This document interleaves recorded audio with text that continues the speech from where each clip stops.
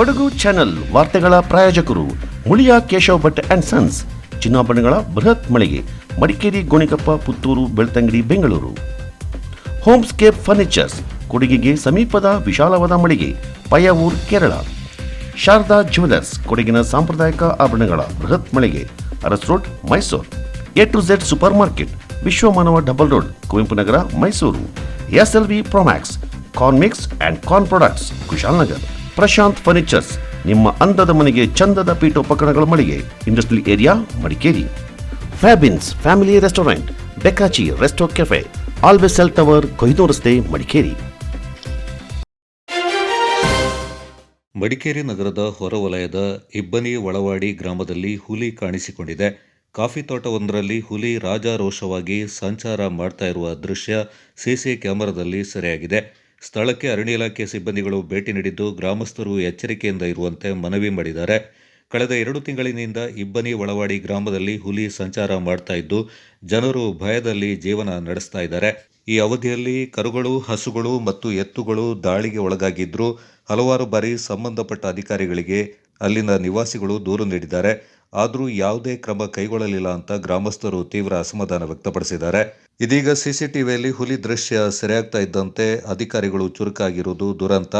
2 ತಿಂಗಳ ಹಿಂದೆ ನಾವು ಮನವಿ ಮಾಡಿದಾಗ ತುರ್ತು ಕ್ರಮ ಎಲ್ಲಿತ್ತು ಅಂತ ಗ್ರಾಮಸ್ಥರು ಪ್ರಶ್ನೆ ಮಾಡಿದ್ದಾರೆ. ಮುಂದಿನ ದಿನಗಳಲ್ಲಿ ಹುಲಿ ದಾಳಿ ಘಟನೆಗಳು ಮರುಕಳಿಸದಂತೆ ಶಾಶ್ವತ ಪರಿಹಾರ ಒದಗಿಸಬೇಕು, ಇಲ್ಲವಾದರೆ ಗಂಭೀರ ಹೋರಾಟಕ್ಕೆ ಮುಂದಾಗ್ತೇವೆ ಎಂದು ಎಚ್ಚರಿಕೆ ನೀಡಿದ್ದಾರೆ.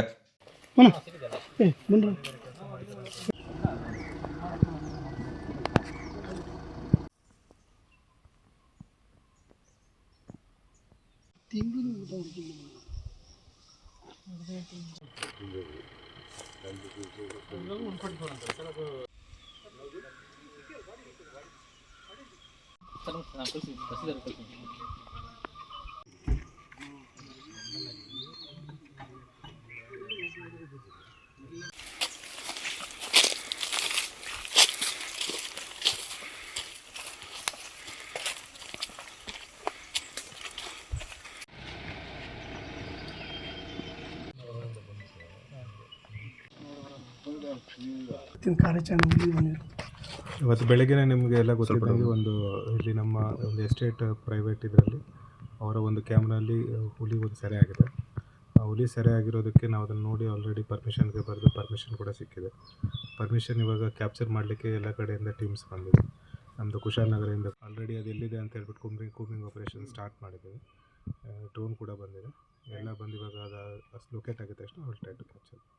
ಇಲ್ಲಿಂದ ನೀವು ನಿಷೇಧಾಜ್ಞೆ ಏನಾರು ಹೌದು, 144 ಸೆಕ್ಷನ್ ಅಡಿಯಲ್ಲಿ ನಿಷೇಧಾಜ್ಞೆ ಇಲ್ಲಿ ಹೊರಡಿಸಲಾಗಿದೆ. ಮತ್ತು ಇಲ್ಲಿ ಸುತ್ತಮುತ್ತ ಇರೋರೆಲ್ಲರಿಗೂ ಅನೌನ್ಸ್ಮೆಂಟ್ಸ್ ಸಿಸ್ಟಮ್ ಮುಖಾಂತರ ಸಹ ಹೇಳಲಾಗಿದೆ, ಯಾರು ಇಲ್ಲಿ ತೋಟಗಳಿಗೆ ಕೂಲಿ ಕಾರ್ಮಿಕರು ಅವ್ರನ್ನ ಕಳಿಸಬಾರ್ದು, ಪ್ಲಸ್ ಮಕ್ಕಳು ಯಾರಾದರೂ ಇದ್ದರೆ ಒಳಗಡೆ ಇರಬೇಕು, ಆಪರೇಷನ್ ನಡೆಯೋವರೆಗೂ ಅಂತ ಹೇಳ್ಬಿಟ್ಟು ಎಲ್ಲ ಮುಂಜಾಗ್ರತೆ ತಗೋಬೇಕು ಅಂತ ಹೇಳ್ಬಿಟ್ಟು ನಾವು ಆಲ್ರೆಡಿ ಎಲ್ಲರಿಗೂ ಇನ್ಫಾರ್ಮ್ ಮಾಡಿದ್ವಿ.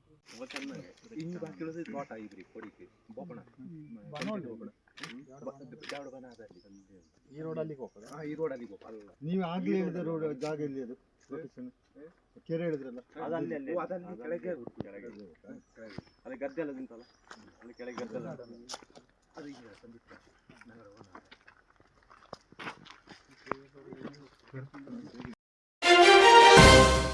ತೆನೆ ಭರಿತ ಗಾಂಜಾವನ್ನು ಹೊರ ಜಿಲ್ಲೆಯಿಂದ ತಂದು ಸೋಮರ್ಪೇಟೆಯ ನಗರದಲ್ಲಿ ಮಾರಾಟ ಮಾಡ್ತಾ ಇದ್ದವರನ್ನ ಪತ್ತೆ ಹಚ್ಚಿ ಬಂಧಿಸುವಲ್ಲಿ ಅಬಕಾರಿ ಇಲಾಖೆ ಯಶಸ್ವಿಯಾಗಿದೆ. ನಗರದ ಕರ್ಕಳ್ಳಿಯ ಯಶವಂತ SD, ಚೇತನ್ SD ಬಂಧಿತ ಆರೋಪಿಗಳಾಗಿದ್ದಾರೆ. ಅವರು ಹಾಡು ಹಗಲೇ ಎಲ್ಲೆಂದರಲ್ಲಿ ಮಾರಾಟ ಮಾಡಲು ತೊಡಗಿದ್ದು, ಇವರು ಸೇವನೆ ಮಾಡ್ತಾ ಇರುವುದು ತನಿಖೆ ವೇಳೆ ಕಂಡುಬಂದಿದೆ. ಆರೋಪಿಗಳಿಂದ ತೆನೆಭರಿತ 339 ಗ್ರಾಂ ಗಾಂಜಾ ಮತ್ತು ಮಾರಾಟ ಮಾಡಲು ಬಳಸಿದ್ದ ಒಂದು ದ್ವಿಚಕ್ರ ವಾಹನವನ್ನು ವಶಪಡಿಸಿಕೊಂಡು 2 ಆರೋಪಿಗಳನ್ನು ನ್ಯಾಯಾಂಗ ಬಂಧನಕ್ಕೆ ನೀಡಲಾಗಿದೆ. ಮಾರಾಟ ಮಾಡಿ ತಗೊಂಡು ಹೋಗ್ತಾ ಇದೆಯಾ? ಅದು ಓಪನ್ ಮಾಡು, ಅದನ್ನು ಓಪನ್ ಮಾಡಿ ನೋಡಿ. ಕೆಳಗಡೆ ಹೇಳ್ಕೊ, ಫಸ್ಟ್ ಕೆಳಗಡೆ ಸೈಡ್ ಗಾಡಿ ಸೈಡ್ ಅಲ್ಲೇ ಹಾಕಿ ಗಾಡಿ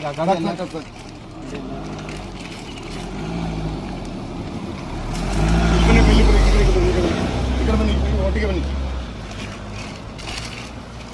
ತಗೋಬ ಇಲ್ಲಿ ಕ್ಯಾಮ್ರಾ ಇಲ್ಲಿ ಬನ್ನಿ.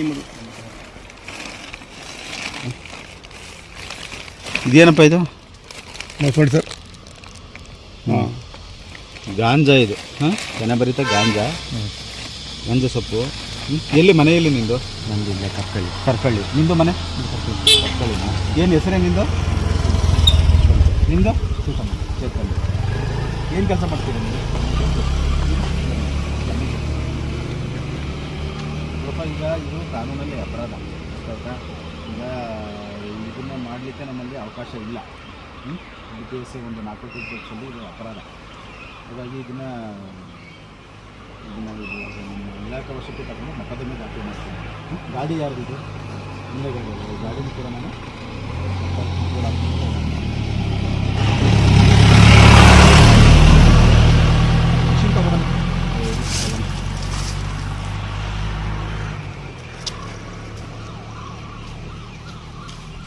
ಅದು ಸ್ವಲ್ಪ ಫೋಲ್ಡ್ ಮಾಡಿರೋದು ಅದು ಮುಕ್ಬಾರ್ದು ಅದನ್ನ. ಕಾರ್ಯಾಚರಣೆಯಲ್ಲಿ ಅಬಕಾರಿ ಇಲಾಖೆಯ ನಿರೀಕ್ಷಕರಾದ ರಾಜೇಂದ್ರ ಕೆಬಿ, ಪೇದೆ HA ರಾಜು ಮತ್ತು ವಾಹನ ಚಾಲಕರಾದ ಮಧುಸೂದನ್ ಇವರು ಭಾಗಿಯಾಗಿದ್ದಾರೆಂದು ತಿಳಿದುಬಂದಿದೆ. ಸಂಸದ ಯದುವೀರ್ ಕೃಷ್ಣದತ್ತ ಚಾಮರಾಜ ಒಡೆಯರ್ ಅವರ 34ನೇ ವರ್ಷದ ಹುಟ್ಟುಹಬ್ಬವನ್ನು ಮಡಿಕೇರಿ ನಗರ ಬಿಜೆಪಿ ವತಿಯಿಂದ ನಗರದ ಓಂಕಾರೇಶ್ವರ ದೇವಾಲಯದಲ್ಲಿ ಬಿಜೆಪಿ ಪ್ರಮುಖರಿಂದ ವಿಶೇಷ ಪೂಜೆಯನ್ನು ಸಲ್ಲಿಸುವ ಮೂಲಕ ಆಚರಣೆ ಮಾಡಲಾಯಿತು.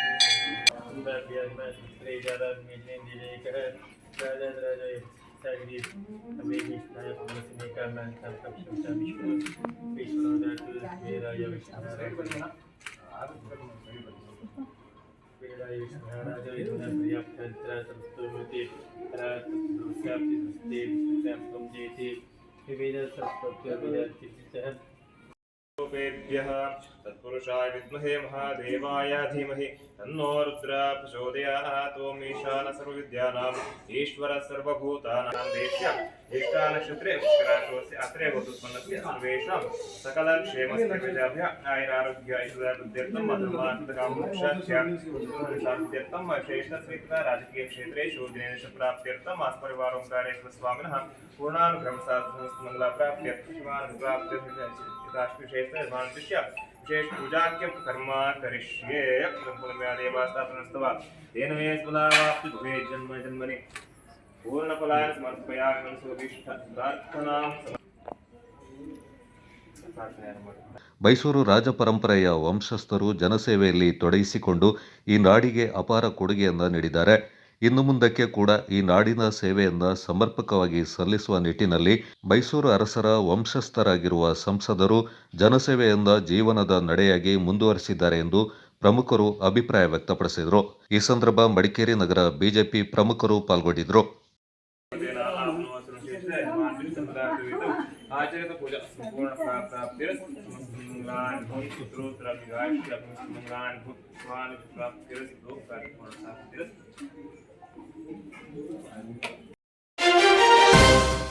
ಕೂಡುಮಂಗಳೂರು ಗ್ರಾಮ ಪಂಚಾಯಿತಿ ವ್ಯಾಪ್ತಿಯ ಕೂಡ್ಲೂರು ಗ್ರಾಮದ ನವಗ್ರಾಮದಲ್ಲಿ ವೋಲ್ಟೇಜ್ ಸಮಸ್ಯೆ ಇದ್ದ ಕಾರಣ ಹೆಚ್ಚು ಸಾಮರ್ಥ್ಯವಿರುವ ಟಿಸಿ ಅಳವಡಿಸಲಾಯಿತು. ನವಗ್ರಾಮದಲ್ಲಿ ವೋಲ್ಟೇಜ್ ಸಮಸ್ಯೆಯಿಂದಾಗಿ ಆಗಾಗ ವಿದ್ಯುತ್ ಕಡಿತ ಹಾಗೂ ಇನ್ನಿತರ ಸಮಸ್ಯೆಗಳು ಎದುರಾಗ್ತಾ ಇದ್ದವು. ಈ ಹಿನ್ನೆಲೆ ಶಾಸಕರ ಸೂಚನೆ ಮೇರೆಗೆ ನೂತನ ಟಿಸಿಯನ್ನು ಅಳವಡಿಸಲಾಯಿತು.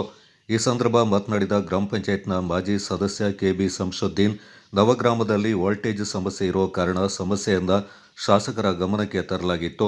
ಶಾಸಕರು ಸಮಸ್ಯೆ ಬಗೆಹರಿಸಲು ಅಧಿಕಾರಿಗಳಿಗೆ ಸೂಚನೆ ನೀಡಿದರು. ಅದರಂತೆ ನವಗ್ರಾಮದಲ್ಲಿ ಹೆಚ್ಚು ವೋಲ್ಟೇಜ್ ಸಾಮರ್ಥ್ಯವಿರುವ ಟಿಸಿ ಅಳವಡಿಸಿಕೊಟ್ಟಿದ್ದು ಶಾಸಕರಿಗೆ ಹಾಗೂ ಚೆಸ್ಕಾಂ ಅಧಿಕಾರಿಗಳಿಗೆ ಧನ್ಯವಾದಗಳು ಎಂದರು. ಕೂಡುಮಂಗಳೂರು ಗ್ರಾಮ ಪಂಚಾಯತ್ನ ನವಗ್ರಾಮದಲ್ಲಿ ವೋಲ್ಟೇಜ್ ಸಮಸ್ಯೆಯಿಂದ ಆಗಾಗ ಪವರ್ ಕಟ್ ಸಮಸ್ಯೆ ಎದುರಾಗ್ತಿತ್ತು. ಇದರ ವಿಚಾರವಾಗಿ ಶಾಸಕರಾದ ಡಾಕ್ಟರ್ ಮಂತರಗೌಡರವರಿಗೆ ಇದರ ಬಗ್ಗೆ ಮನವರಿಕೆ ಮಾಡಲಾಗಿ ಶಾಸಕರು ಅಧಿಕಾರಿಗಳಿಗೆ ಆದಷ್ಟು ಬೇಗ ಕ್ರಮ ಕೈಗೊಳ್ಳುವಂಥ ಸೂಚನೆಯನ್ನು ನೀಡಿದರು. ಅದರಂತೆ ಅಧಿಕಾರಿಗಳು ಕೂಡ ಇಂದು ಟಿಸಿಯನ್ನು ಅಳವಡಿಸಿಕೊಟ್ಟಿದ್ದಾರೆ. ಹೆಚ್ಚಿನ ಸಾಮರ್ಥ್ಯವುಳ್ಳ ಟೀಚರ್ನ ಅಳವಡಿಸ್ಕೊಟ್ಟಿದ್ದಾರೆ. ಅಧಿಕಾರಿಗಳಿಗೆ, ಶಾಸಕರಿಗೆ ಧನ್ಯವಾದಗಳನ್ನ ಹೇಳಲಿಕ್ಕೆ ಇಷ್ಟಪಡ್ತಾ ಇದ್ದಾರೆ. ಅದೇ ರೀತಿ ಸುಂದರನಗರ ಹಾಗೂ ಬಸವೇಶ್ವರ ಬಡಾವಣೆ, ವಿನಾಯಕ ಬಡಾವಣೆಯಲ್ಲೂ ಕೂಡ ಈ ಸಮಸ್ಯೆ ಇದ್ದು ಆದಷ್ಟು ಬೇಗ ಇದಕ್ಕೆ ಪರಿಹಾರನ ಕಂಡುಕೊಡ್ಬೇಕು ಅಂತ ಸಾರ್ವಜನಿಕರ ಪರವಾಗಿ ನಾನು ಕೇಳ್ಕೊಳ್ತಾ ಇದ್ದೆ. ಈ ಸಂದರ್ಭ ಎಇ ಮಂಜುನಾಥ್, ಜೆಇ ರಾಣಿ, ಲೈನ್ಮ್ಯಾನ್ಗಳಾದ ಮಹದೇವ್, ರವಿ, ರೆಹಮಾನ್, ವೆಂಕಟೇಶ್ ಮತ್ತಿತರರು ಪಾಲ್ಗೊಂಡಿದ್ದರು. ಸೋಮವಾರಪೇಟೆಯ ಸಾಮಾಜಿಕ ಹೋರಾಟಗಾರ್ತೆ ಡಾಕ್ಟರ್ ಕಾವೇರಿ ಹೆಚ್ಎಂ ಅವರು ದಕ್ಷಿಣ ಏಷ್ಯಾ ದೇಶಗಳ ಆದಿವಾಸಿಗಳ ಪಾರಂಪರಿಕ ಜ್ಞಾನ, ಗ್ರಾಮೀಣ ನಾಯಕತ್ವ ಮತ್ತು ಗ್ರಾಮೀಣ ಅಭಿವೃದ್ಧಿ ಕುರಿತು ಜಪಾನ್ ದೇಶದಲ್ಲಿ ನಡೀತಾ ಇರುವ ತರಬೇತಿ ಹಾಗೂ ಅಧ್ಯಯನ ಪ್ರವಾಸಕ್ಕೆ ಆಯ್ಕೆಗೊಂಡಿದ್ದಾರೆ. ಇದು 9 ತಿಂಗಳ ಕಾರ್ಯಕ್ರಮವಾಗಿದ್ದು, ಈ ತರಬೇತಿ ಮೂಲಕ ಗ್ರಾಮೀಣ ಅಭಿವೃದ್ಧಿ ಹಾಗೂ ಪಾರಂಪರಿಕ ಜ್ಞಾನ ವ್ಯವಸ್ಥೆಗಳ ಬಗ್ಗೆ ಜಾಗತಿಕ ಅನುಭವವನ್ನು ಪಡೆಯುವ ಅವಕಾಶ ದೊರೆಯಲಿದೆ. ಡಾಕ್ಟರ್ ಕಾವೇರಿ ಹೆಚ್ಎಂ ಅವರಿಗೆ ವಿರಾಜಪೇಟೆ ಶಾಸಕರಾದ ಎಎಸ್ ಪೊನ್ನಣ್ಣ ಅವರು ಶುಭ ಹಾರೈಸಿದ್ದಾರೆ. ನಾಪಕ್ಲು ಸಮೀಪದ ಕಕ್ಕಬ್ಬೆಯ ಯವಕಪಾಡಿ ಗ್ರಾಮದ ನೆಟ್ಟುಮಾಡು ಭಗವತಿ ದೇವಿಯ ಬ್ರಹ್ಮಕಲಶ ಮತ್ತು ಪುನರ್ ಪ್ರತಿಷ್ಠಾಪನೆಯು ಬುಧವಾರ ಶ್ರದ್ಧಾಭಕ್ತಿಯಿಂದ ವಿಜೃಂಭಣೆಯಿಂದ ನೆರವೇರಿತು. ನೀಲೇಶ್ವರ ಪದ್ಮನಾಭ ತಂತ್ರಿಗಳ ನೇತೃತ್ವದಲ್ಲಿ ಅಮ್ಮನವರ ಬಿಂಬ ಪ್ರತಿಷ್ಠೆ, ಜೀವ ಕಲಶ ಅಭಿಷೇಕ, ಶಿಖರ ಪ್ರತಿಷ್ಠೆ, ಪರಿವಾರ ಪ್ರತಿಷ್ಠೆ ನಡೆಯಿತು. ಭಕ್ತರು ಹೆಚ್ಚಿನ ಸಂಖ್ಯೆಯಲ್ಲಿ ಪುನರ್ ಪ್ರತಿಷ್ಠಾಪನೆ ಕಾರ್ಯಕ್ರಮದಲ್ಲಿ ಪಾಲ್ಗೊಂಡಿದ್ದರು.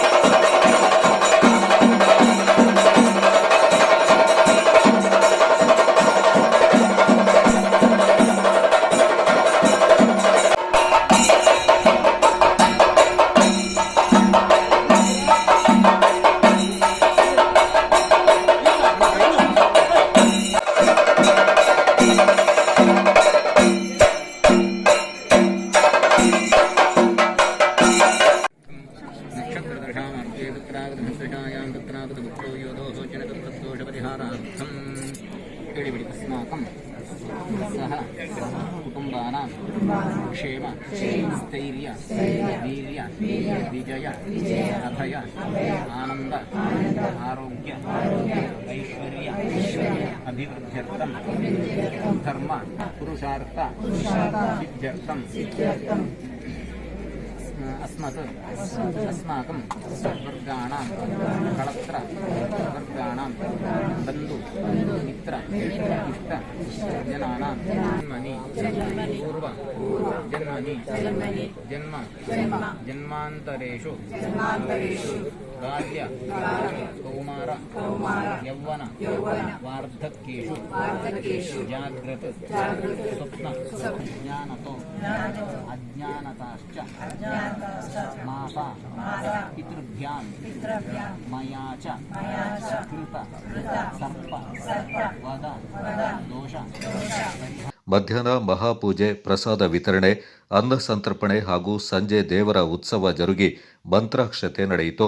ದೇವಸ್ಥಾನದಲ್ಲಿ ನೂತನವಾಗಿ ಪುನರ್ ನಿರ್ಮಿಸಿರುವ ದೇವ ಸಾನ್ನಿಧ್ಯ, ಬಿಂಬ ಪುನರ್ ಪ್ರತಿಷ್ಠೆ, ಅಷ್ಟಬಂಧ ಲೇಪನ, ಬ್ರಹ್ಮಕಲಶ ಕಾರ್ಯಕ್ರಮದ ಪೂರ್ವ ಕಾರ್ಯಕ್ರಮ ತಾರೀಖು 22ರಿಂದ ಪ್ರಾರಂಭಗೊಂಡಿದ್ದು, ಈ ಅಂಗವಾಗಿ ಗಣಪತಿ ಹೋಮ, ಬಿಂಬಶುದ್ಧಿ, ಕಲಶಾಭಿಷೇಕ, ಶಾಂತಿ ಹೋಮ, ಪ್ರಾಯಶ್ಚಿತ ಹೋಮಗಳು ಜರುಗಿದವು.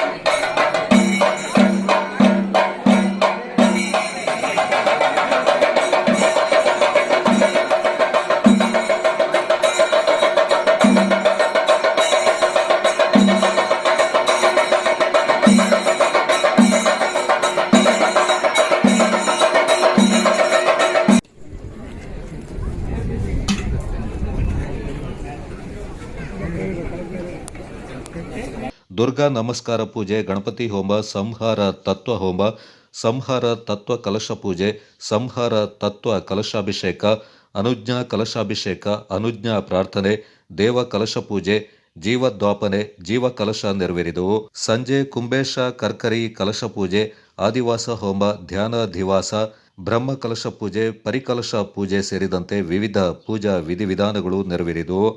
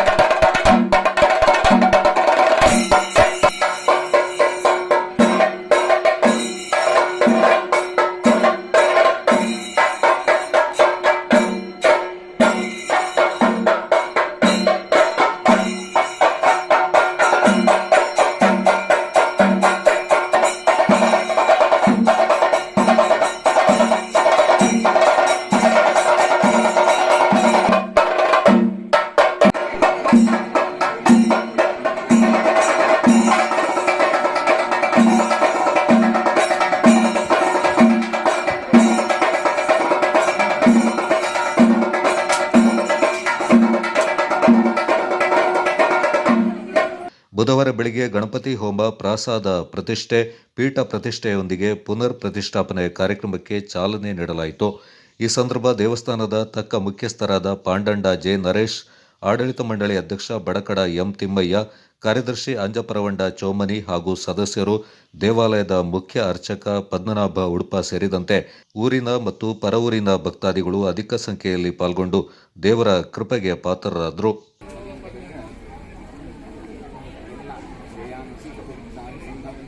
ಯಾವುದೇ ಒಂದು ಶ್ರೇಷ್ಠ ಕರ್ಮ ಮಾಡುತ್ತಿದ್ದು ಕೂಡ ಯಾರಾದರೂ ಏನಾದರೂ ಮಾಡಿಕೊಂಡು ಅದು ಅವರನ್ನು ಮಾಡೋದು. ಕಲಿಯ ಪ್ರಭಾವದಿಂದ ಮಾಡಿಸುವಂತೆ ಕಲಿಯುಗದ ಅಂತಹ ಕಲಿ ಪ್ರವೇಶ ಆಗುತ್ತಾನೆ. ಪರಿಷ್ಠನಾದಂತಹ ರಾಜ ಪುಣ್ಯ ಮಾಡಬಹುತ್ತಾನೆ. ಋಷಿ ಮಾಯಾರಿಗೆ ವೇಗವಾದ ತಪಸ್ಸಿನಲ್ಲಿರುತ್ತಾನೆ, ಕೇಳುವುದಿಲ್ಲ. ಸಿಟ್ಟು ಬಂದಂತಹ ರಾಜ ಸತ್ತರಿದ್ದಂತಹ ಒಂದು ಸರ್ಪವನ್ನು ಅವನ ಮೇಲೆ ಹಾಕ್ತಾನೆ. ಇಲ್ಲದಂತಹ ರಾಜ ಅವನ ಆ ಕಾಲಕ್ಕೆ ಆ ರೀತಿಯಾಗಿ ಬೇರೆ ಮಾಡಿಕೊಂಡು ಹಾಕಿದ ಕುಂಬಡಿ ಗ್ರಾಮದ ನಟ್ಟುಮಾಡು ಭಗವತಿ ದೇವಸ್ಥಾನ ಸುಮಾರು 800 ವರ್ಷದ ಇತಿಹಾಸ ಇರುವ ದೇವಸ್ಥಾನ ಶಿಥಿಲಾವಸ್ಥೆಗೊಂಡಿದ್ದು ನಮ್ಮ 16 ಕುಟುಂಬದವರು, ಗ್ರಾಮದ 16 ಕುಟುಂಬ ತೀರ್ಮಾನಗೊಂಡಂತೆ ನಾವು ಇದನ್ನು ಪುನರ್ ನಿರ್ಮಾಣ ಮಾಡಬೇಕಂತ ತೀರ್ಮಾನ ಮಾಡಿ ಒಂದು 6 ತಿಂಗಳ ಹಿಂದೆ ನೀಲೇಶ್ವರ ಪದ್ಮನಾಭ ತಂದೆ ಮುಖೇನ ಇದಕ್ಕೆ ನಾವು ವಾಸ್ತುಶಿಲ್ಪಿಯಾದ ಉಮೇಶ್ ಆಚಾರ್ಯವರ ವಾಸ್ತುಶಿಲ್ಪಿ ಮಾರ್ಗದರ್ಶನದಲ್ಲಿ ತಂತ್ರಿಯವರ ನಿರ್ದೇಶನ ಪ್ರಕಾರ ನಾವು ಬಸ್ತಿ ಸದಾಶಿವ ಶರಣಗೆ ಇದರ ಕಾಮಗಾರಿಯನ್ನು ಕೊಟ್ಟು ಇವತ್ತು ಶುಭ ದಿನದಲ್ಲಿ ನಾವು ಈ 9 ತಿಂಗಳೊಳಗೆ ನಾವು ಗ್ರಾಮಸ್ಥರು ಹಾಗೂ ನಮ್ಮ ಇಲ್ಲಿಂದ ಮದುವೆಗೆ ಹೋಗ ಹೆಣ್ಮಕ್ಕಳೆಲ್ಲ ಸೇರಿ ದೇವಿಯ ಭವ್ಯ ಒಂದು ಗರ್ಭಗುಡಿ, ನಮಸ್ಕಾರ ಮಂಟಪದ ಗಣಪತಿ ಗುಡಿ ನೆರವೇರಿಸಿ ಇವತ್ತಿನ ಮೊನ್ನೆ 22ರಿಂದ ಎಲ್ಲ ಕಲಶ ಪೂಜೆ, ಶುದ್ಧ ಕಲಶ, ಬಿಂಬ ಕಲಶ ಎಲ್ಲ ಆಗಿ ಇವತ್ತು ನಮ್ಮ ನಟ್ಟುಮಾಡು ಭಗವತಿ ದೇವಿಯ ಮಹಿಷಾಸುರಮರ್ದಿನ ಪುನರ್ ಪ್ರತಿಷ್ಠಾಪನೆ, ಗಣಪತಿ ದೇವರ ಪ್ರತಿಷ್ಠಾಪನೆ ಹಾಗೂ ನಾಗ ದೇವತೆಯ ಪ್ರತಿಷ್ಠಾಪನೆ 3 ನೆರವೇರಿಸಿ ಎಲ್ಲರೂ ಭಕ್ತಾದಿಗಳು ಬಂದು ಎಲ್ಲ ದೇವರ ಆಶೀರ್ವಾದ ಪಡೆದು ಪ್ರಸಾದ ಸ್ವೀಕರಿಸಿ ಇವತ್ತಿನ ಕಾರ್ಯಕ್ರಮಕ್ಕೆ ಮುಕ್ತಾಯಗೊಂಡಿದೆ. ಸಂಜೆ 4ರಿಂದ ನಮ್ಮ ಉತ್ಸವ ದೇವರ ದರ್ಶನ ಭಕ್ತರಿಗೆ ಉತ್ಸವ ಕಾರ್ಯಕ್ರಮ ಈ ವರ್ಷಕ್ಕೆ ಇಲ್ಲಿಗೆ ಕೊಡಗು ಚಾನಲ್ ನ್ಯೂಸ್ ದುಗ್ಗಳ ಸದಾನಂದ ನಾಪಕ್ಲೋ.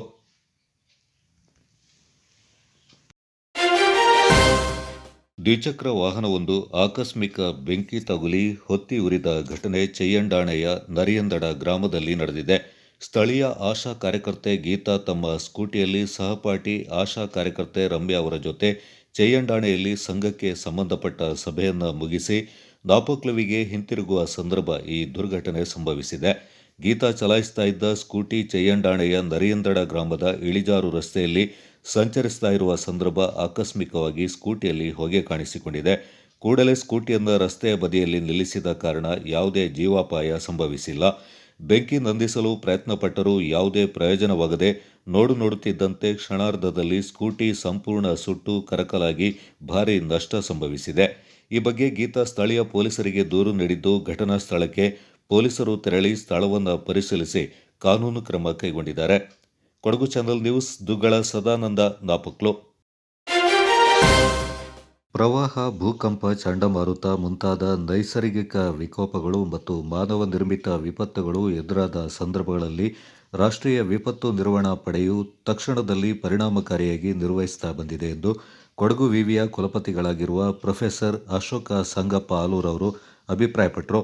ಕೊಡಗು ವಿವಿಯ ಜ್ಞಾನ ಕಾವೇರಿ ಆವರಣ ಚಿಕ್ಕಾಳುವಾರ ಇಲ್ಲಿ ಭಾರತ್ ಸ್ಕೌಟ್ಸ್ ಆ್ಯಂಡ್ ಗೈಡ್ಸ್ ಮತ್ತು ಕೊಡಗು ವಿವಿ ಕೊಡಗು ಇವರ ಸಹಯೋಗದೊಂದಿಗೆ ಜರುಗಿದ ಯುವ ಆಪತ್ ಮಿತ್ರ ತರಬೇತಿ ಶಿಬಿರದ ಉದ್ಘಾಟನಾ ಸಮಾರಂಭದ ಉದ್ಘಾಟನೆ ನೆರವೇರಿಸಿ ಮಾತನಾಡಿದವರು, ರಾಷ್ಟ್ರೀಯ ವಿಪತ್ತು ನಿರ್ವಹಣಾ ಪಡೆಯು ವಿಪತ್ತು ಪೀಡಿತ ಪ್ರದೇಶಗಳಲ್ಲಿ ಸಿಲುಕಿರುವ ಜನರನ್ನು ಪತ್ತೆ ಹಚ್ಚಿ ರಕ್ಷಣೆ ಮಾಡುವಂತಹ ಮತ್ತು ಅವರನ್ನು ಸುರಕ್ಷಿತ ಸ್ಥಳಗಳಿಗೆ ಸ್ಥಳಾಂತರ ಮಾಡುವಂತಹ ಧೈರ್ಯ ಮತ್ತು ವೃತ್ತಿಪರತೆಯಿಂದ ಜೀವ ರಕ್ಷಣೆಯನ್ನು ಮಾಡುತ್ತೆ ಎಂದರು. Bharat scouts and guides Kodagu ಜಿಲ್ಲಾ ಮುಖ್ಯ ತರಬೇತಿ ಆಯುಕ್ತರಾದ ಕೆಟಿ ಬೇಬಿ ಮ್ಯಾಥ್ಯೂ ಅವರು ಮಾತನಾಡಿ, ಭಾರತ್ ಸ್ಕೌಟ್ಸ್ ಆ್ಯಂಡ್ ಗೈಡ್ಸ್ ದೇಶದ ಬಹಳಷ್ಟು ಸಮಾಜಮುಖಿ ಕೆಲಸಗಳನ್ನು ಮಾಡ್ತಾ ಬಂದಿದೆ. ರಾಷ್ಟ್ರೀಯ ವಿಪತ್ತು ನಿರ್ವಹಣಾ ಪಡೆಯು ಅಗತ್ಯವಿದ್ದಾಗ ವಿಶ್ವಸಂಸ್ಥೆಯ ಸಮನ್ವಯದೊಂದಿಗೆ ಇತರ ದೇಶಗಳಲ್ಲಿ ಮಾನವೀಯ ನೆರವು ಮತ್ತು ರಕ್ಷಣಾ ಕಾರ್ಯಗಳಲ್ಲಿ ಭಾಗವಹಿಸುತ್ತೆ ಎಂದರು. ಇದೇ ಸಂದರ್ಭ ಕೊಡಗು ವಿವಿಯ ಕುಲಸಚಿವರಾದ ಡಾಕ್ಟರ್ ಸುರೇಶ್ ಎಂ ಮಾತನಾಡಿದರು. ಕೊಡಗು ಜಿಲ್ಲಾ ಸ್ಕೌಟ್ಸ್ ಆಯುಕ್ತರಾದ ಜಿಮ್ಮಿ ಸ್ವಿಕೇರ ಶಿಬಿರದ ಕುರಿತು ಪ್ರಾಸ್ತಾವಿಕ ಮಾತುಗಳನ್ನಾಡಿದರು. ಕಾರ್ಯಕ್ರಮದಲ್ಲಿ ಕೊಡಗು ವಿವಿಯ ಮೌಲ್ಯಮಾಪನ ವಿಶೇಷಾಧಿಕಾರಿಗಳಾದ ಪ್ರೊಫೆಸರ್ ರವಿಶಂಕರ್ ಎಂಎನ್, ಕೊಡಗು ವಿವಿಯ ಯುವ ರೆಡ್ ಕ್ರಾಸ್ ನೋಡಲ್ ಅಧಿಕಾರಿ ಡಾಕ್ಟರ್ ಜಮೀರ್ ಅಹಮದ್, ಕೊಡಗು ವಿವಿ ಕೌಶಲ್ಯ ಅಭಿವೃದ್ಧಿ ಅಕಾಡೆಮಿಯ ಸಂಯೋಜಕರಾದ ಸುದರ್ಶನ್ ಕುಮಾರ್ ಎನ್ಕೆ, ಕೊಡಗು ವಿವಿ ಸಮುದಾಯ ಕಾರ್ಯಕ್ರಮಗಳ ಸಂಯೋಜಕರಾದ ಡಾಕ್ಟರ್ ಲೋಕೇಶ್ ಭರಣಿ, ಮಂಜುನಾಥ್ ಗೌಡ ಮತ್ತಿತರ ಪ್ರಮುಖರು ಈ ಸಂದರ್ಭ ಪಾಲ್ಗೊಂಡಿದ್ದರು. ನಾಪಕ್ಲು ಬಳಿಯ ಕುಂಜಿಲ ಪೈನರಿ ಮಕಾಂ ಉರೂಸ್ ಸಮಾರಂಭ ಮಾರ್ಚ್ 27ರಿಂದ 31ರವರೆಗೆ ವಿವಿಧ ಧಾರ್ಮಿಕ ಕಾರ್ಯಕ್ರಮಗಳೊಂದಿಗೆ ವಿಜೃಂಭಣೆಯಿಂದ ನಡೆಸಲು ತೀರ್ಮಾನಿಸಲಾಗಿದೆ ಎಂದು ಪೈನರಿ ಮುಸ್ಲಿಂ ಜಮಾತ್ ಅಧ್ಯಕ್ಷ ಶೌಕತ್ ಅಲಿ ತಿಳಿಸಿದ್ದಾರೆ. ಕುಂಜಿಲ ಪೈನರಿ ಜಮಾತ್ ಕಚೇರಿಯಲ್ಲಿ ಸುದ್ದಿಗೋಷ್ಠಿಯಲ್ಲಿ ಮಾತನಾಡಿದ ಅವರು, ಉರೂಸ್ ಸಮಾರಂಭ ಕಾರ್ಯಕ್ರಮದಲ್ಲಿ ಹಲವಾರು ಸಾಮಾಜಿಕ, ಧಾರ್ಮಿಕ ಹಾಗೂ ರಾಜಕೀಯ ನೇತಾರರು ಭಾಗವಹಿಸಲಿದ್ದು, ಜಾತಿ, ಮತ, ಧರ್ಮ ಭೇದ ಮರೆತು ಸರ್ವರು ಕಾರ್ಯಕ್ರಮದಲ್ಲಿ ಪಾಲ್ಗೊಂಡು ಯಶಸ್ವಿಗೊಳಿಸುವಂತೆ ಮನವಿ ಮಾಡಿದರು. ಪ್ರಸಿದ್ಧ ಕುಂಜಿಲ ಪೈನೇರಿ ದರ್ಗಾ ಶರೀಫ್ 2026ನೇ ಸಾಲಿನ ಉರುಸ್ ಕಾರ್ಯಕ್ರಮವು ಇದೇ ಮಾರ್ಚ್ ತಿಂಗಳ 27ರಿಂದ 31ನೇ ತಾರೀಕಿನವರೆಗೆ ವಿಜೃಂಭಣೆಯಿಂದ ನಡೆಸಲು ತೀರ್ಮಾನಿಸಲಾಗಿದ್ದು, ಸದರಿ ಕಾರ್ಯಕ್ರಮಕ್ಕೆ ಹಲವಾರು ಧಾರ್ಮಿಕ ಪಂಡಿತರು, ಹಲವಾರು ನೇತಾರರು, ರಾಜಕೀಯ ನೇತಾರರು ಆಗಮಿಸಲಿದ್ದು, ಸದರಿ ಕಾರ್ಯಕ್ರಮವನ್ನು ಯಶಸ್ವಿಗೊಳಿಸಬೇಕಾಗಿ ಈ ನಾಡಿನ ಕೊಡಗು ಜಿಲ್ಲೆಯ ಎಲ್ಲ ಜಾತಿ ಧರ್ಮ ವೇದ ಮರೆತು ಕಾರ್ಯಕ್ರಮಕ್ಕೆ ಆಗಮಿಸಿ ಆ ಕಾರ್ಯಕ್ರಮವನ್ನು ಯಶಸ್ವಿಗೊಳಿಸಬೇಕಾಗಿ ಮಾಧ್ಯಮದ ಮುಖಾಂತರ ಎಲ್ಲರಿಗೂ ವಿನಂತಿ. ಜಮಾತ್ ಕಾರ್ಯದರ್ಶಿ ಸಹೀದ್ ಪೈಯಡತ್ ಮಾತನಾಡಿ, ಮಾರ್ಚ್ 27ರ ಶುಕ್ರವಾರ ಜುಮಾ ನಮಾಜ್ನ ಬಳಿಕ ಪೈನರಿ ಸುನ್ನಿ ಮುಸ್ಲಿಂ ಜಮಾತ್ ಅಧ್ಯಕ್ಷ ಎಂಎ ಶೌಕತ್ ಅಲಿ ಅವರು ಧ್ವಜಾರೋಹಣ ನೆರವೇರಿಸುವ ಮೂಲಕ ಉರೂಸ್ ಕಾರ್ಯಕ್ರಮಕ್ಕೆ ವಿದ್ಯುಕ್ತ ಚಾಲನೆ ನೀಡಲಿದ್ದಾರೆ. ಕುಂಜಿಲ ಮುದರ್ರಿಸ್ ನಿಜಾರ್ ಹಸನಿ ಕಕ್ಕಡಿಪುರಂ ಅವರು ಮಕಾಂ ಅಲಂಕಾರ ಹಾಗೂ ಪ್ರಾರ್ಥನೆಗೆ ನೇತೃತ್ವ ನೀಡಲಿದ್ದಾರೆ. ಅಂದು ರಾತ್ರಿ ಹಮ್ಜಾ ಮಿಸ್ಬಾಹಿ ಓಟಪಡವು ಧಾರ್ಮಿಕ ಪ್ರವಚನ ನೀಡಲಿದ್ದಾರೆಂದು ತಿಳಿಸಿದರು. ಹಾಗೆಯೇ ಮಾರ್ಚ್ 28ರಂದು 30ರಂದು ವಿವಿಧ ಕಾರ್ಯಕ್ರಮಗಳು ನಡೆಯಲಿದೆ ಎಂದು ತಿಳಿಸಿದರು. ಮಾರ್ಚ್ 27 ಶುಕ್ರವಾರ ಮಧ್ಯಾಹ್ನ 2:30 ಗಂಟೆಗೆ ಜಮಾಯತ್ ಅಧ್ಯಕ್ಷರಾದ ಜನಾಬ್ ಶೌಕತ್ ಅಲಿ ಎಮ್ಮೆರವರ ನೇತೃತ್ವದಲ್ಲಿ ಧ್ವಜಾರೋಹಣ ನೆರವೇರಲಿದೆ. ಬಳಿಕ ಖತೀಬರಾದ ಬಹುಮಾನ್ಯ ನಿಜಾರ್ ಹಸನಿ ಕಕ್ಕಡಿಪುರಂ ರವರ ನೇತೃತ್ವದಲ್ಲಿ ಮಕಾಂ ಅಲಂಕಾರ ಹಾಗೂ ಸಾಮೂಹಿಕ ದುವಾ ಜರುಗಲಿದೆ. ಪ್ರತಿದಿನ ರಾತ್ರಿ 8 ಗಂಟೆಗೆ ಸರಿಯಾಗಿ ಅಂತಾರಾಷ್ಟ್ರೀಯ ಖ್ಯಾತಿಯ ಪ್ರಭಾಷಣಗಾರರಿಂದ ಧಾರ್ಮಿಕ ಪಥಪ್ರಭಾಷಣ ನಡೆಯಲಿದೆ.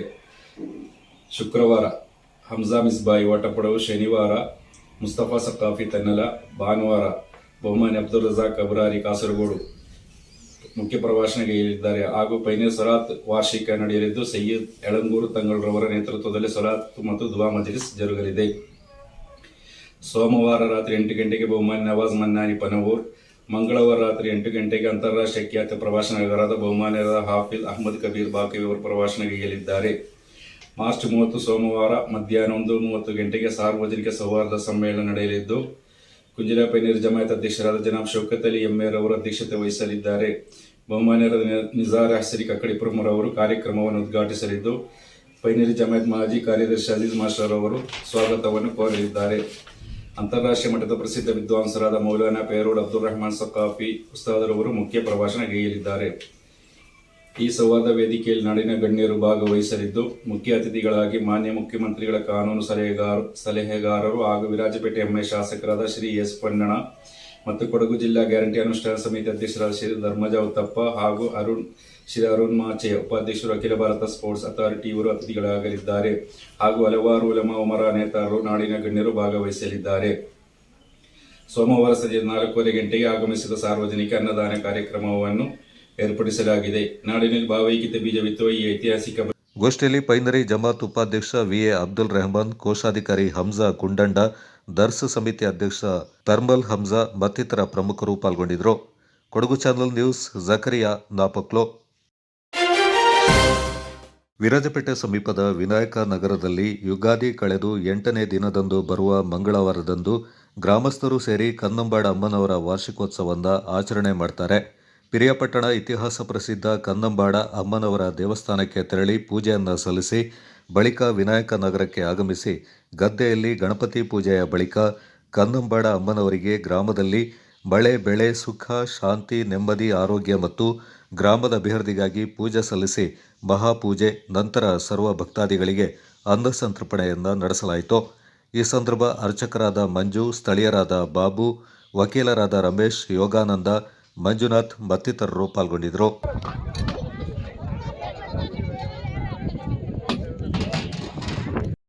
ಇಸುವಿಂದ ನಮ್ಮ ತಾಯಿ ಕನ್ನಮ್ಮಡಮ್ಮನ ದೇವರನ್ನು ಪ್ರತಿಷ್ಠಾಪನೆ ಪಿರಿಯಾಪಟ್ಟಣಕ್ಕೆ ಹೋಗಿ ಪೂಜೆ ಮಾಡಿ ಆ ದೇವರ ಪ್ರತಿಬಿಂಬವನ್ನು ತಂದು ಗದ್ದಿಗೆ ಹೂಡಿ ನಾವು ಗದ್ದೆಯಲ್ಲಿ ಯುಗಾದಿ ಕಳೆದು 8 ದಿವಸ ಮಂಗಳವಾರ ಸಿಕ್ಕಿದ ದಿನ ನಾವು ಇಲ್ಲಿ ಪೂಜೆಯನ್ನು ಆಚರಿಸುತ್ತಾ ಇದ್ದೇವೆ.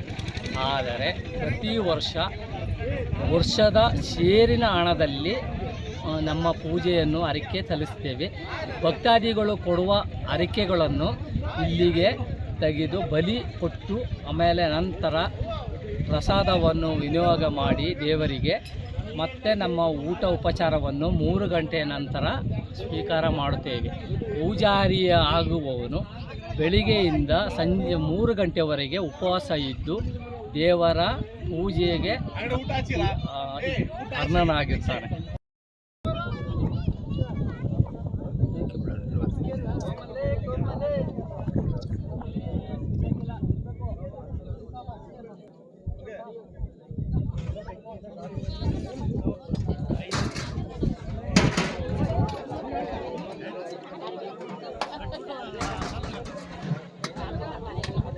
ಹಬ್ಬದ ವಿಶೇಷ ಏನು ಅಂತ ಹೇಳಿದ್ರೆ, ಈ ಒಂದು ಹಬ್ಬ ಮಾಡ್ತಾ ಇರೋದು ಏನಂತಂದರೆ, ನಾವು ಪ್ರತಿ ವರ್ಷ ಪೂರ್ತಿ 365 ದಿನ ಕೆಲಸ ಮಾಡ್ತೀವಿ. ಆದರೆ ಒಂದು ದಿನ ದೇವಿಯನ್ನು ನೆನೆಸ್ಕೊಂಡು ಈ ಊರಿನಲ್ಲಿರುವಂಥ ಎಲ್ಲ ಸಂಕಷ್ಟಗಳನ್ನು ಪರಿಹಾರ ಮಾಡಲಿ ಅಂತ ಹೇಳ್ಕೊಂಡು ದೇವರಲ್ಲಿ ಮನವಿ ಮಾಡಿಕೊಂಡು, ಮತ್ತು ಅದಲ್ಲದೆ ಈ ಊರಿಗೆ ಒಳ್ಳೇದಾಗಲಿ ಅಂತ ಹೇಳ್ಕೊಂಡು, ಆಮೇಲೆ ಇಲ್ಲಿರುವಂಥ ಕಷ್ಟ ಸುಖ ಪ್ರತಿಯೊಬ್ಬರಿಗೂ ಒಳ್ಳೇದಾಗಲಿ ಅಂತ ಹೇಳುವಂಥ ಒಂದು ಉದ್ದೇಶದಿಂದ ಈ ಒಂದು ದೇವಿಯನ್ನು ನೆನೆಸ್ಕೊಂಡು ಈ ಒಂದು ಕಾರ್ಯಕ್ರಮನ ಸುಮಾರು ನಮ್ಮ ಹಿರಿಯರ ಪೂರ್ವಿಕರಿಂದನೂ ಮಾಡ್ಕೊಂಡು ಬರ್ತಾ ಇದ್ದಾರೆ. ಇವತ್ತಿನ ನಮ್ಮ ಈ ಜನಾಂಗ ಅದನ್ನು ಮುಂದುವರ್ಸ್ಕೊಂಡು ಹೋಗ್ತಾ ಇದೆ. ಮುಂದಿನ ದಿನಗಳಲ್ಲಿ ಇನ್ನೂ ನಮ್ಮ ಮುಂದಿನ ತಲೆಮಾರುಗಳು ಸಹ ಇದನ್ನು ಮುಂದುವರ್ಸ್ಕೊಂಡು ಹೋಗ್ತಾರೆ ಅಂತ ಹೇಳುವಂಥ ಒಂದು ವಿಶ್ವಾಸದೊಂದಿಗೆ ಈ ಒಂದು ದೇವಿಯ ಒಂದು ಪೂಜಾ ಕಾರ್ಯಕ್ರಮವನ್ನು ನಾವು ಇಲ್ಲಿ ಪ್ರತಿ ವರ್ಷ ಮಾಡ್ತಾಯಿದ್ದೀವಿ.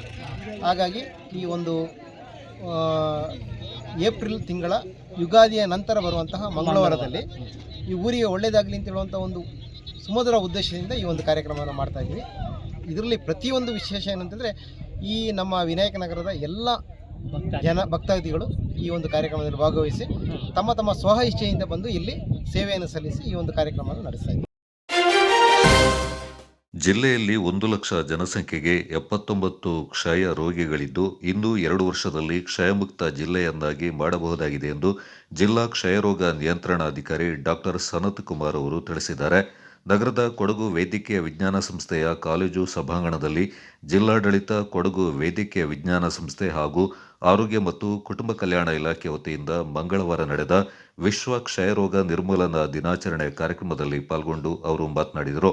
ಮುಂದಿನ 1 ವರ್ಷದಲ್ಲಿ 1 ಲಕ್ಷ ಜನರಿಗೆ 40ಕ್ಕಿಂತ ಕಡಿಮೆ ಕ್ಷಯರೋಗಿಗಳು ಕಂಡುಬರಲಿದ್ದು, ಸಂಪೂರ್ಣವಾಗಿ ಕ್ಷಯಮುಕ್ತ ಜಿಲ್ಲೆಯನ್ನಾಗಿ ಮಾಡಲು ಎಲ್ಲರೂ ಸಂಕಲ್ಪ ಮಾಡಬೇಕೆಂದು ಕೋರಿದರು.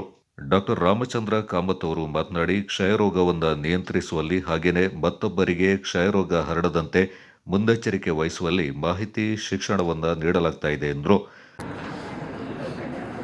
Okay, the Nikshay Mitra initiative launched in the month and year. I want the month and year. When it was launched, Nikshay Mitra initiative? 2012. 2012 month. July. Huh?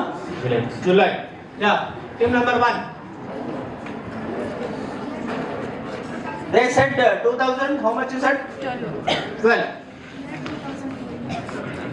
2012. Month. August. Year 2018. Year 2018. Month? August. Okay. Yeah. Audience crowd, I think all participants, you can relax now. Tighten your seat belt, relax. Okay? Yeah. Audience crowd, make sure no mobile. No mobile. Okay. And please you have to raise immediately. Either you stand up, okay? And don't tell me later, sir, I knew, sir. You didn't hear enough. Okay? Yeah. Question number 1. Anybody knows the answer? Please raise your hand. Madam, tell loudly. Option D 0.4. Okay, give the answer. Very, very good. Madam, introduce yourself. My name is Jivita and I am from 4th year BSc Nursing. Very, very good. Very nice. Okay. All patients come to you, they will survive. Okay? Because you know all the ರಸಪ್ರಶ್ನೆ ಹಾಗೂ ರಂಗೋಲಿ ಸ್ಪರ್ಧೆ ಮೂಲಕ ಕ್ಷಯರೋಗ ನಿಯಂತ್ರಣ ಸಂಬಂಧ ಜಾಗೃತಿ ಮೂಡಿಸಲು ಪ್ರಯತ್ನಿಸಲಾಗಿದೆ ಎಂದು ಡಾಕ್ಟರ್ ರಾಮಚಂದ್ರ ಕಾಮತ್ ಅವರು ವಿವರಿಸಿದರು. ಜಿಲ್ಲಾ ಆರೋಗ್ಯ ಮತ್ತು ಕುಟುಂಬ ಕಲ್ಯಾಣಾಧಿಕಾರಿ ಡಾಕ್ಟರ್ ಸತೀಶ್ ಕುಮಾರ್ ಅವರು ಮಾತನಾಡಿ, ಜಿಲ್ಲೆಯಲ್ಲಿ ಕ್ಷಯರೋಗ ಪತ್ತೆಗೆ ನೂತನ ವಿಧಾನವನ್ನು ಅಳವಡಿಸಿಕೊಂಡು ಕ್ಷಯರೋಗ ನಿಯಂತ್ರಣಕ್ಕೆ ಶ್ರಮಿಸಲಾಗ್ತಾ ಇದೆ ಎಂದರು. ರೆಡ್ ಕ್ರಾಸ್ ಸಂಸ್ಥೆ ಜಿಲ್ಲಾ ಸಭಾಪತಿ ರವೀಂದ್ರ ರೈ, ಕೊಡಗು ವೇದಿಕೆ ವಿಜ್ಞಾನ ಸಂಸ್ಥೆಯ ನಿರ್ದೇಶಕರಾದ ಡಾಕ್ಟರ್ ಲೋಕೇಶ್ ಮತ್ತಿತರರು ಈ ಸಂದರ್ಭ ಪಾಲ್ಗೊಂಡಿದ್ದರು.